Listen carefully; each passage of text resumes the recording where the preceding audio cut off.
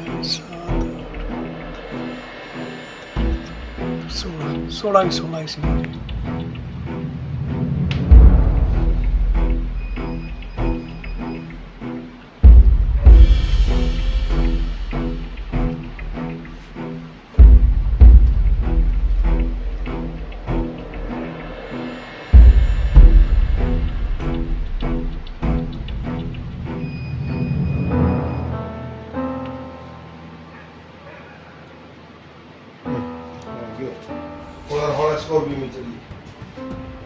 राजस्थान के जोधपुर जिले की फौलादी कस्बे की जेल से फरार 16 कैदियों का अभी तक कोई सुराग नहीं लगा है।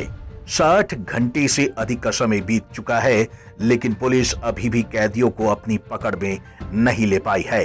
जेल से कैदियों के भागने के बाद पुलिस की कार्यप्रणाली पर तो पहले ही सवाल खड़े हो गए थे और अब तो पुलिस की तफ्तीश पर भी सवाल उठने लगे हैं।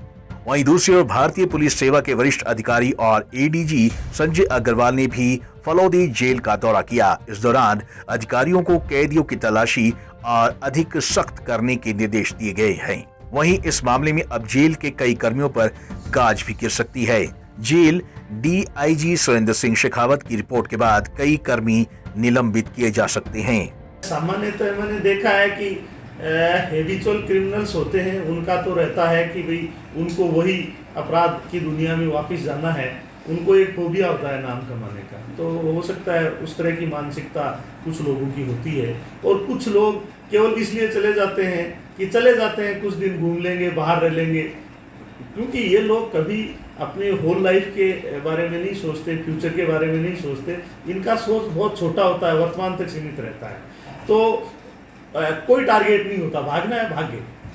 और चूंकि इसमें सज़ा बहुत कम है, ये एक सबसे बड़ा माइनस पॉइंट है कि सज़ा केवल 2 साल तक की है। तो व्यक्ति को लगता है मैंने ये क्राइम कर रखा है, इसका अभी 2 साल गुजरा है, 4 साल गुजरा है, ये मैं अंडर ट्रायल में उस दूसरे केस के साथ साथ गुजार दूंगा। तो इससे वो भयभीत नहीं होता, उसको कोई भय नहीं लगता कि भाग जाऊंगा तो कोई बहुत बड़ा मेरे खिलाफ एक्शन हो जाएगा। दरअसल फलौदी जेल से 16 कैदियों के भागने के बाद से ही इलाके में सनसनी फैल गई थी। पुलिस प्रशासन के भी हाथ पांव फूल गए थे कि आखिर सुरक्षा में इतनी बड़ी चूक कैसे हुई।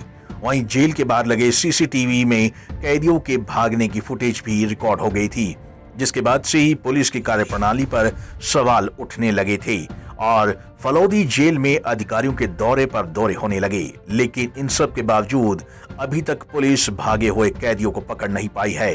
बहरहाल अब देखना ये होगा कि पुलिस कब तक फरार कैदियों को फिर से जेल के अंदर डालती है। पंजाब केसरी टीवी के लिए जोधपुर से जितेंद्र डूडी की रिपोर्ट।